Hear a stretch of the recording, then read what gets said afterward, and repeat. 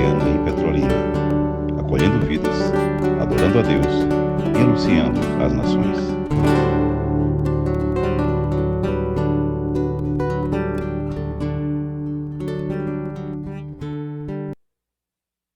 Abramos a Bíblia Sagrada.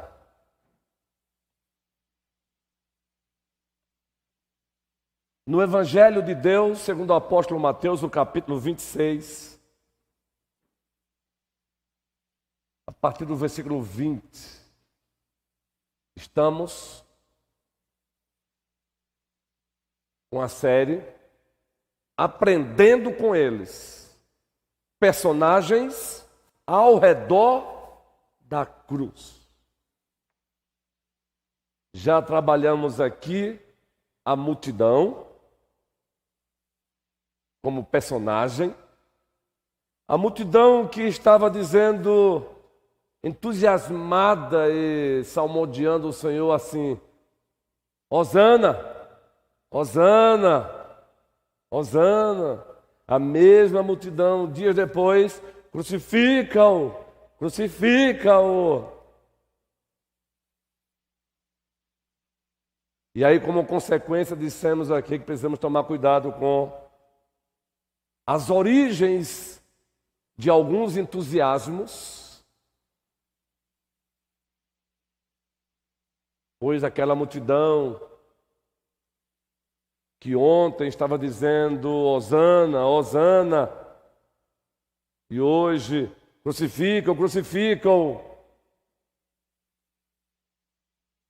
estava manifestando entusiasmos por motivações pecaminosas.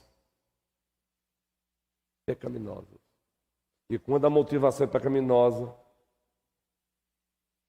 o entusiasmo, ele pode ser manifestado para o bem, ele pode ser manifestado para o mal.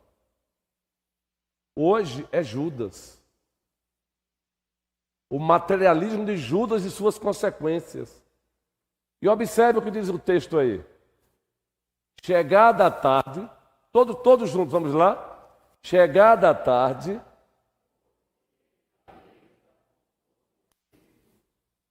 e enquanto comiam, em verdade vos digo que um dentre vós me trairá.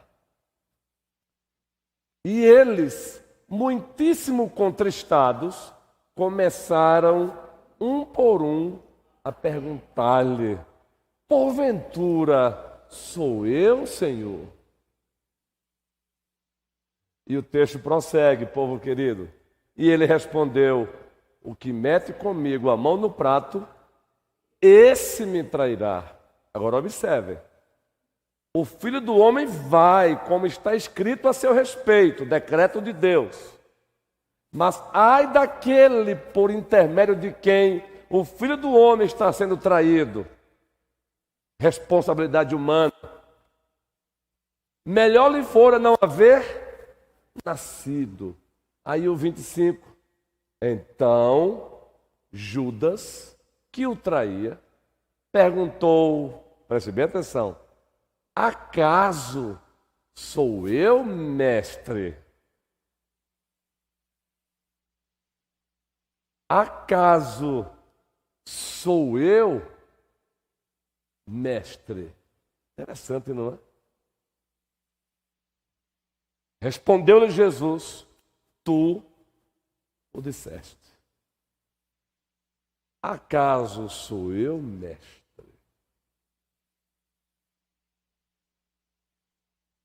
O materialismo de Judas e suas consequências. Meus irmãos amados, meus irmãos e minhas irmãs em Cristo Jesus, o ser humano pós-queda passou a adorar a si mesmo. O ser humano pós-queda passou a adorar a criatura. O ser humano pós-queda passou a ser uma fábrica de ídolos. Romanos, primeiro capítulo, a partir do versículo 18, para compreendermos o materialismo de Judas e suas consequências, se faz necessária essa introdução. Romanos, carta de Deus, primeiro capítulo, a partir do versículo 18. E nós queremos fazer a leitura juntos, vamos fazer a leitura juntos. Observem que texto, todos. A ira de Deus se revela do céu contra toda a impiedade e perversão dos homens, que detêm a verdade pela injustiça. Porquanto o que de Deus se pode conhecer é manifesto entre eles, porque Deus lhes manifestou. Porque os atributos invisíveis de Deus, assim o seu eterno poder, como também a sua própria divindade, claramente se reconhece desde o princípio do mundo, sendo percebido por meio das coisas que foram criadas. Tais homens são, por isso, indesculpáveis. Isso é revelação geral. E o texto prossegue. Porquanto, tendo conhecimento de Deus, não o glorificaram como Deus, nem lhe deram graças. Antes, se tornaram nulos em seus próprios raciocínios, obscurecendo-se-lhes o coração insensato. Lembro do Salmo 14? Diz o insensato no seu coração: não há Deus. Inculcando-se por sábios, tornaram-se loucos. Isso é pós-queda. E mudaram a glória do Deus incorruptível. Aquele que lá, segura aí, aquele que lá em João 4:24, o próprio Filho disse: Deus é Espírito. E mudaram a glória do Deus incorruptível em semelhança da imagem de homem corruptível, bem como de aves, quadrúpedes e répteis. Olha o que o homem faz pós-queda. Por isso Deus entregou tais homens à imundícia pelas concupiscências do seu próprio coração, para desonrar o seu corpo entre si. Isso é pesado, viu? Pois eles mudaram a verdade de Deus em mentira. Agora observe aí. Adorando e servindo a criatura em lugar do Criador, o qual é bendito eternamente. Amém. O 26. Por causa disso, os entregou Deus a paixões infames. Deus os entregou. Deus tirou todas as restrições. Porque até as mulheres mudaram o modo natural de suas relações íntimas por outro, contrário à natureza.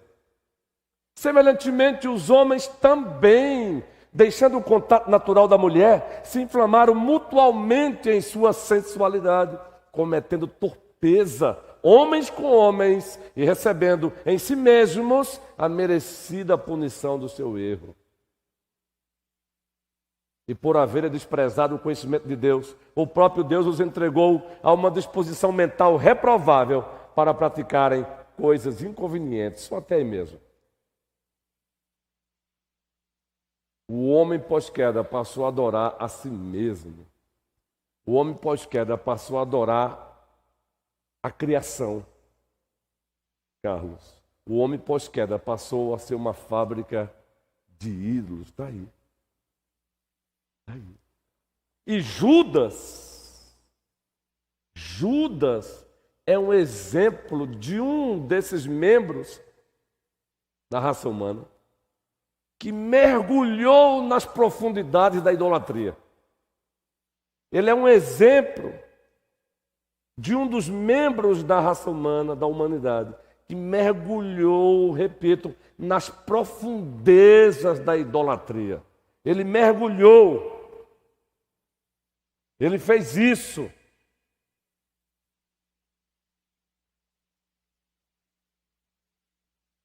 E como ele fez? Abra sua Bíblia aí em Colossenses 3,15. Como assim? Idolatria, Judas, sim. Olha o que Deus chama de idolatria também. Olha o que está dentro do conceito de idolatria também. E nós nos esquecemos disso. Colossenses 3,15. Será que eu errei aqui o texto? Eu acho que eu errei o texto aqui. Colossenses 3,15. Quando Deus chama a avareza de idolatria. Eu acho que eu troquei o versículo aqui no meu rascunho. Permitam-me aqui buscar aqui a minha Bíblia, rapidinho. Colossenses 3,15. Não é 3,15. Só um minutinho que a gente chega lá, em o nome do Rei. 3,5. Isso, obrigado, guerreiro. Isso, eu botei aqui, foi 15 no meu rascunho aqui. Ó. Vamos lá, toda a igreja. Fazei, pois, a vossa natureza terrena. Prostituição, impureza, paixão lasciva, desejo maligno e avareza, que é, grifa aí a última parte, e a avareza, que é idolatria. A avareza é idolatria. E Judas era um avarento. Logo, ele era um idólatra. Ele mergulhou nas profundezas da idolatria. Agora vamos ler outros textos para percebermos esse mergulho que ele deu. Vamos lá. João 12, o Evangelho. O Evangelho de Deus, segundo o apóstolo João, capítulo 12. A partir do primeiro versículo. Observem aí. 6 dias antes da Páscoa, foi Jesus para Betânia, onde estava Lázaro, a quem ele ressuscitara dentre os mortos. Observe a cena. Isso aí é um texto narrativo. É assim que ele é chamado em hermenêutica bíblica reformada. Deram-lhe, pois, ali uma ceia. Marta servia, sendo Lázaro um dos que estavam com ele à mesa. Então Maria, tomando uma libra de bálsamo de nardo puro, um perfume muito caro na época, muito precioso, ungiu os pés de Jesus e os enxugou com seus cabelos. E encheu-se toda a casa com o perfume do bálsamo. Agora, observe que agora vai entrar Judas, o avarento, o materialista, aquele que mergulhou nas profundezas da idolatria. Mas Judas Iscariotes, um dos discípulos, o que estava para traí-lo desse, observem, por que não se vendeu este perfume por 300 denários, salário de um ano, e não se deu aos pobres? E não pensem que ele fez isso de forma meiga, não, viu? Aí é um protesto, aí é uma censura. Ele está censurando Maria, ele está censurando o próprio mestre. Isto disse ele, agora observem. Não porque tivesse cuidado dos pobres, mas porque era ladrão. E tendo a bolsa, tirava o que nela se lançava. Ou seja, ele desviava dinheiro. A razão estava aí. Mas vocês perceberam que ele disse o quê? Um perfume desse. Que é isso? Que desperdício. Que absurdo. Deveria ter vendido um ano de trabalho, ter dado aos pobres. Coisa linda, não? Que coisa linda. Agora, Mateus 26. Se for necessário lermos esse texto aí para compreendermos que, de fato, ele mergulhou nas profundezas. Mateus 26, o Evangelho, a partir do versículo 14. Vejam o que o materialismo de Judas levou a fazer. Então, aquele mocinho que disse, sou eu, mestre. Então, um dos 12, é uma referência a Judas, chamado Judas Iscariotes, indo ter com os principais sacerdotes, fez uma proposta. Propôs. Olha só, Magali, a proposta do cabra. Que me quereis dar? E eu vou-lo entregarei? E pagaram-lhe 30 moedas de prata. Por isso que José, na antiga administração da graça, ele é um dos tipos que aponta para Cristo. José também foi vendido. Cristo é um antítipo de Cristo. Ele é a realidade de José, aliás. José era um tipo, apontava para Cristo. E desse momento em diante, buscava ele uma boa ocasião para o entregar. Olha o que o materialismo de Judas, vejam o que a avareza dele, o que a ganância dele levou a fazer. A vender aquele a quem ele chamava de mestre, sou eu, aquele a quem ele acompanhou. E desse momento em diante buscava ele uma ocasião para o entregar. Olham só. Outro texto, antes de prosseguirmos, Mateus 27. Agora, a consequência desse ato. Vejam como a Bíblia diz que o abismo chama outro abismo, o pecado chama outro pecado, não é? Mateus 27. Observem a consequência agora. Ele concretizou isso aí. Observem. De 1 a 5, ao romper o dia, todos os principais sacerdotes e os anciãos do povo entraram em conselho contra Jesus para o matarem. E amarrando-o, levaram-no e o entregaram ao governador Pilatos. Então Judas, o que o traiu, ele agora havia concretizado. Vendo que Jesus fora condenado, tocado de remorso, devolveu as 30 moedas de prata aos principais sacerdotes e aos anciãos, dizendo: pequei, traindo sangue inocente. Eles, porém, responderam: que nos importa? Isso é contigo. Vamos ver isso aí lá na frente. Que me importa? O problema é teu. Se vire. Está vendo aí? Judas mergulhou nas profundezas da idolatria.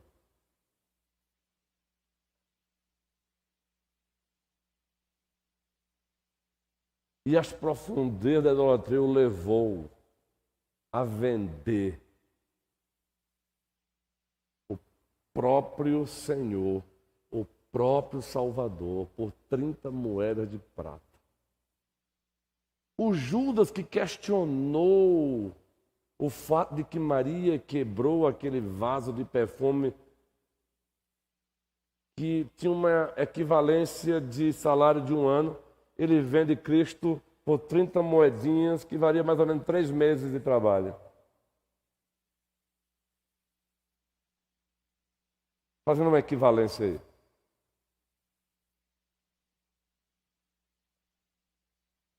Ele fez isso, sabe por quê? Ele amava o dinheiro, ele amava o ter. 1 Timóteo capítulo 6, versículo 10, observe ainda. Descrevendo Judas. 1 Timóteo 6,10. Porque o amor do dinheiro é a raiz de todos os males. E de fato, qual foi a raiz do mal que levou Judas a trair Jesus Cristo? O amor ao dinheiro. Alguns comentaristas tentam dizer que ele estava forçando o Cristo a se manifestar como Messias. Não. Em nenhum lugar da Escritura diz isso. O texto diz que ele era um ladrão, ele era avarento. Diz mais, e alguns nessa cobiça se desviaram da fé e a si mesmo se atormentaram com muitas dores. O que foi que Judas fez com ele mesmo? Se enforcou. Que texto! Coloque Judas dentro desse texto aí e você vê o texto ficando colorido. O amor ao dinheiro levou Judas a vender o Senhor, a vender o Salvador por 30 moedas de prata. A consequência disso, ele trouxe dores sobre si. Que pena que essas dores não são apenas dores temporárias. Não foram apenas dores temporárias. Ele agora já está sofrendo e sofrerá dores eternas.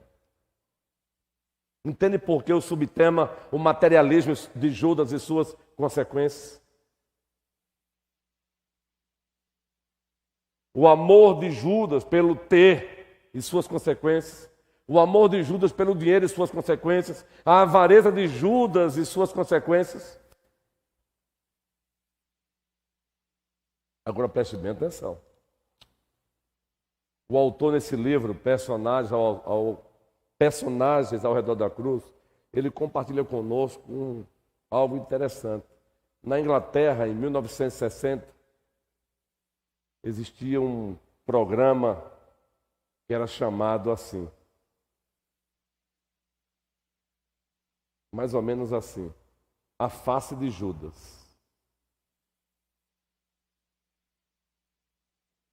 E esse programa tinha como assunto principal, a chamada do programa, era um cidadão da área procurando alguém que se parecesse com Judas. E terminava ele mesmo se olhando no espelho e dizendo: você serve.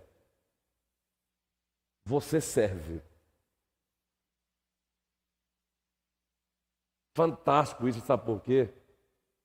Com muita facilidade nós olhamos para a vida de Judas e entramos com os dois pés no seu tórax. Mas olha, para a nossa tristeza, existe um pouquinho de Judas em nós e existe um pouquinho de nós em Judas.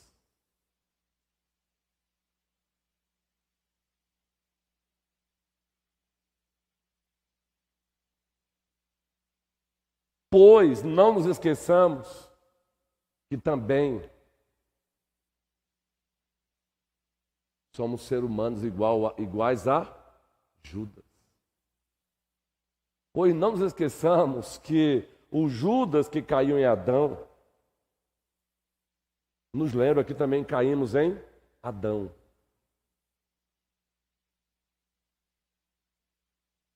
Então existe um pouquinho de Judas em nós. E existe um pouquinho de nós em Judas. Tenhamos coragem de atentar para isso. Isso como alerta. Agora, sabe por que muitas vezes o materialismo de Judas e suas consequências não é percebido em nós mesmos, como não foi percebido pelos outros discípulos? Sabe por quê? Porque o materialismo de Judas tem algumas características interessantes. Vamos lá ver algumas delas? Dissimulado. Um materialismo dissimulado. João capítulo 13, versículo 28. Vamos lá. João capítulo 13, versículo 28. Era um materialismo dissimulado. Os outros colegas dele, do colégio apostólico, não percebiam isso.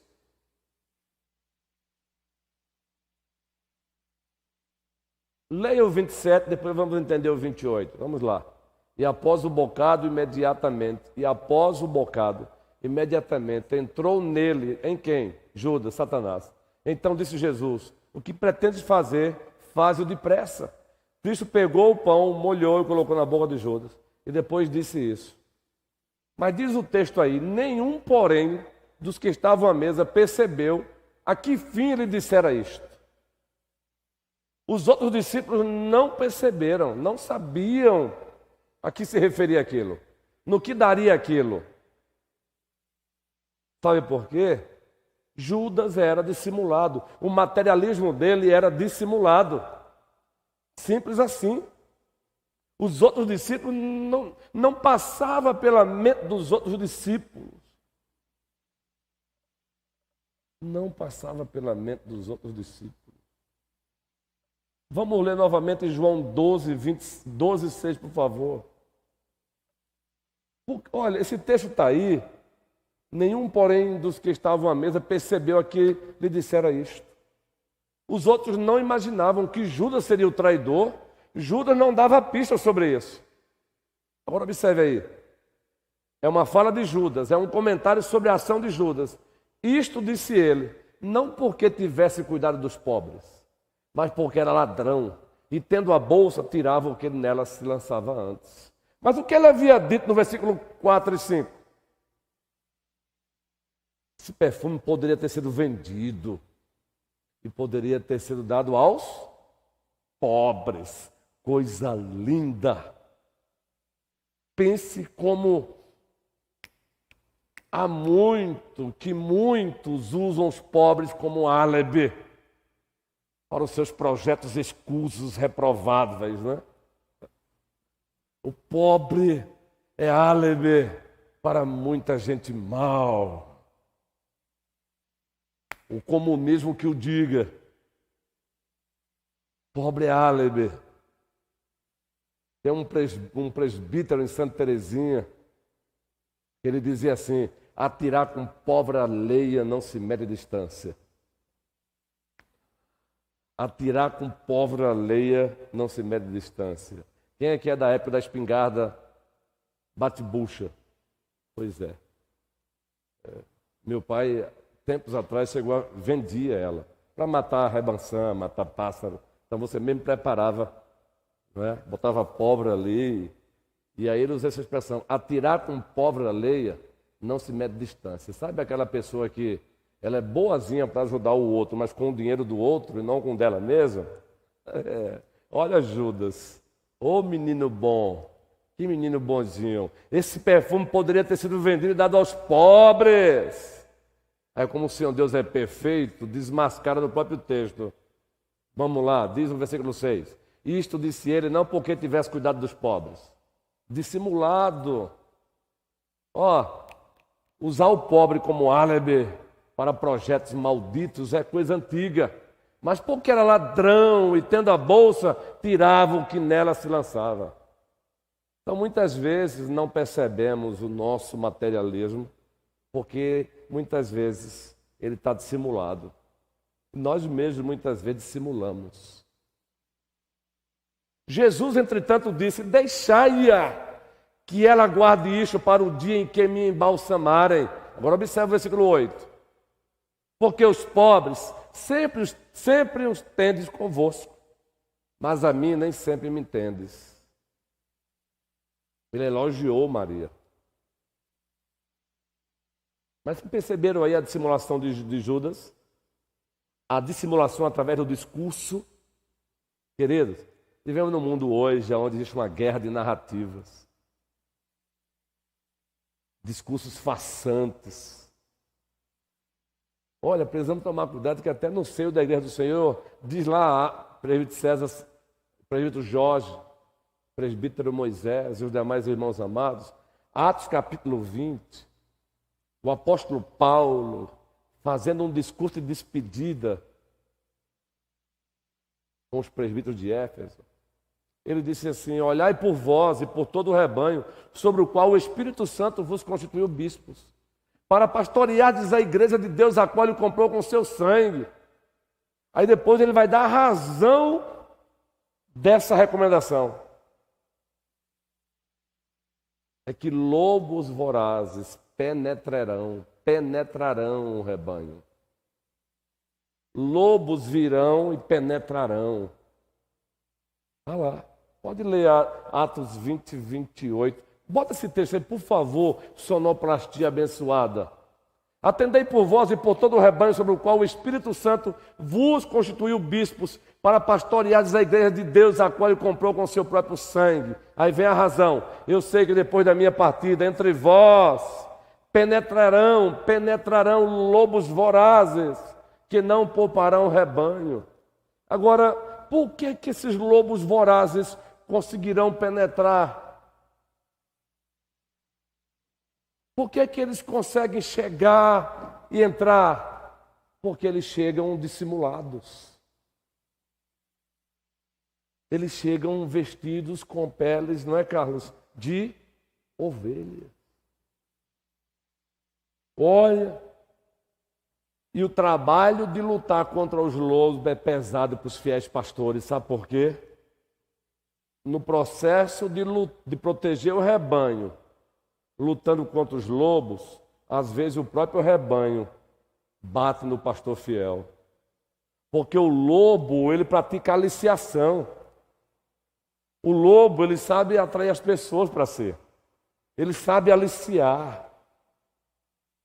O lobo muitas vezes tem um discurso muito doce, um discurso às vezes muito, olha, muito especialmente quando ele pega alguém fragilizado.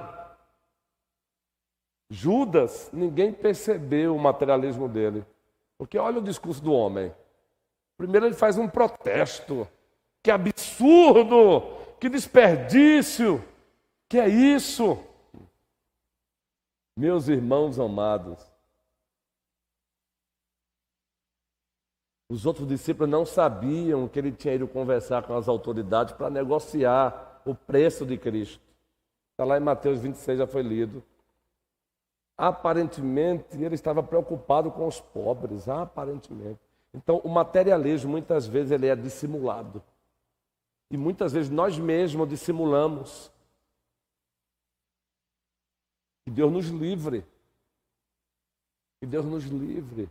O autor aqui, agora eu vou buscar aqui, não no meu rascunho, mas olha o que o autor diz aqui, interessante. Eu achei interessante. Eu vou deixar para ler essa parte aqui na parte da racionalização, é melhor. Porque o materialismo, além de ser dissimulado, ele também é racionalizado. Ele não só é dissimulado, mas também ele é racionalizado. No mesmo cenário, Judas racionalizou o materialismo. Aparentemente preocupado com o desperdício. Isso é racional, não é? Como é que pode pegar um perfume de um valor desse e quebrar assim? Que desperdício! Isso é racionalizar. Aparentemente preocupado com o pobre. E ora, a Bíblia manda a igreja se preocupar com o pobre. Então veja, facilmente chega alguém aqui dizendo que a preocupação é com o pobre, por isso que facilmente engana. Sabe por que que os ditadores conseguem chegar ao poder? Porque eles se mostram preocupados com o pobre. É tudo em prol do pobre. Queremos ver o bem do pobre. Na verdade, eles querem o pobre sempre pobre, dependendo deles. Eles oferecem igualdade. Igualdade e pobreza para todo mundo. Eles não sabem distribuir riquezas. Eles distribuem pobreza. Isso aqui, meus irmãos, independentemente de ideologia política, seja de direita ou de esquerda. É uma questão de cosmovisão bíblica confrontando as outras cosmovisões. O materialismo, ele é racionalizado. Judas racionalizou. Se nós estivéssemos lá, olha, eu não sei qual seria a nossa reação, não. Você não vê um discípulo questionando Judas, vê? O texto não narra um discípulo questionando Judas. Judas censura Maria. Judas censura o mestre. Gente, por favor, eu vou abrir aqui um parênteses, mas com muito cuidado, com muita ressalva. Graças a Deus, estou muito recente aqui na igreja ainda, então não tenho preocupação em alguns exemplos, não. Mas mesmo quando tiver já com 10 anos também, se o Senhor permitir, eu vou ter que ter sempre cuidado. Imagina aquela ovelha que honra o seu pastor ou os seus pastores. E ela ousou presenteá-lo com uma coleção de livros. Aí chega o materialista e faz o quê? Que absurdo! Tanta gente precisando e gastar R$2.000 com uma coleção de livros desse para o pastor. Estou dando um exemplo. Porque ali está o supremo pastor das nossas almas, que já estava às portas do Calvário. E Maria, movida pelo Espírito Santo, ela percebe isso e ela prepara o corpo dele para o embalsamento, para um momento para ler. Aí chega o espirituoso Judas, e geralmente é assim, o materialista, aquele que está mergulhado nas profundezas da idolatria, às vezes, dentro da igreja, ele é muito espirituoso, sabe? Ele é muito racionalista, por isso que as pessoas não percebem. Que absurdo! Como é que pode? Veja que nenhum discípulo questionou Judas.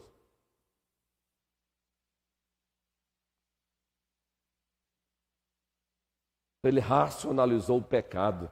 Entendeu, Davi? É agora que eu vou ler o texto que está aqui no livro. Olha como muitas vezes fazemos isso hoje. Vejam como muitas vezes racionalizamos o nosso materialismo hoje. Precisamos pensar nas nossas famílias. Ora, claro que precisamos. Mas muitas vezes esse discurso é usado para não dar o dízimo, para não ofertar, para não ajudar o missionário. Eu preciso pensar na minha velhice, então eu preciso preparar um chão para mim. Devemos nos preparar para alguma eventualidade. Então eu tenho que ter... Olha, veja, nada errado aqui em si mesmo. Nada errado. O problema é a motivação. Não, essas coisas em si, como meios, elas não são erradas. Temos que manter nosso status. As pessoas precisam aprender a trabalhar pelo que receberem. E haja racionalização. Tem gente que é tão mesquinho, que para não deixar perceptível a sua mesquinharia, diz assim, não, é porque eu não gosto de desperdício. É porque eu não gosto de desperdício. Mentira! Que é mesquinho, é ganancioso.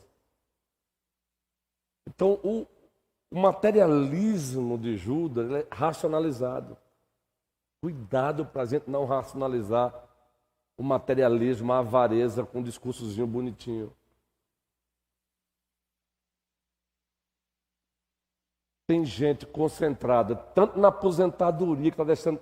Tem gente tão concentrada no futuro da aposentadoria que está deixando de viver o presente. Nenhuma coisa, nenhuma outra.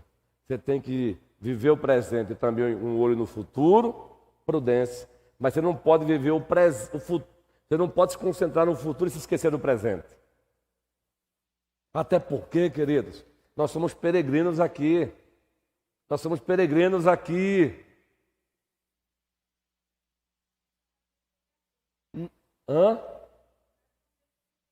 Não há garantia de que eu vou usufruir da minha aposentadoria. Isso anula o meu dever de pagar o INSS? Não. Isso anula o dever de que eu tenho uma poupançazinha para alguns imprevistos? Não. Agora, concentrar a minha vida tudo nisso? Uma vez eu li num jornalzinho, alguém compartilhou comigo, uma reflexão mais ou menos assim. O camarada, o ser humano com saúde, trabalha para um dia usufruir da sua aposentadoria na velhice. Acumula. Aí chega na velhice cheio de doenças. Agora para gastar o que acumulou na juventude. Não viveu. Não viveu. O materialismo de Judas e suas consequências. Ele é dissimulado, ele é racionalizado. Sim. Mas eu vou deixar para a próxima quinta-feira a continuação.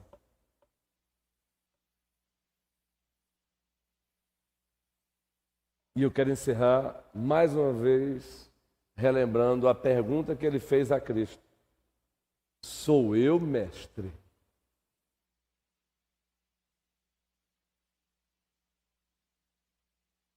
Eu ouvi de um colega pastor a seguinte afirmação: não leia a Bíblia contra os outros, leia a Bíblia primeiro contra você. Porque nós temos uma tendência também de ler a Bíblia sempre pensando naqueles em quem diagnosticamos tal e tal pecado, não é, guerreirão? Diácono precioso, Luciano. Leia primeiro contra você. Deixa primeiro ela diagnosticar você. Deixa primeiro ela tirar a tua pele. O texto de Hebreus, quando diz assim, a palavra de Deus é viva e eficaz. Hebreus 4,12. Põe aí, por favor, vamos encerrar com esse texto assim. Vejam, entendeu, Davi? Você tem que ler a Bíblia, Davi, com essa mentalidade. Como se você estivesse diante de Deus e Deus falando Ele apontou para alguém, foi? Gostei, Davi. Ela apontou para alguém aí. Gostei. Esse menino é uma bênção. Você tem que ler a Bíblia assim, Davi. Como se Deus estivesse falando para você, Davi. Você precisa melhorar aqui. Isso, Davi. É isso aí. Observe aí. Porque a palavra de Deus é o que, gente? Viva e eficaz e mais cortante do que qualquer espada de dois gumes.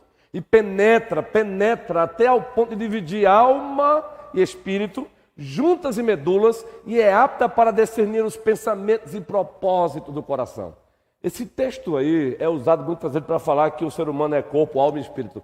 Esse texto aí não tem nada a ver com isso. O que o autor está usando aí é o que nós chamamos de paralelismo enfático.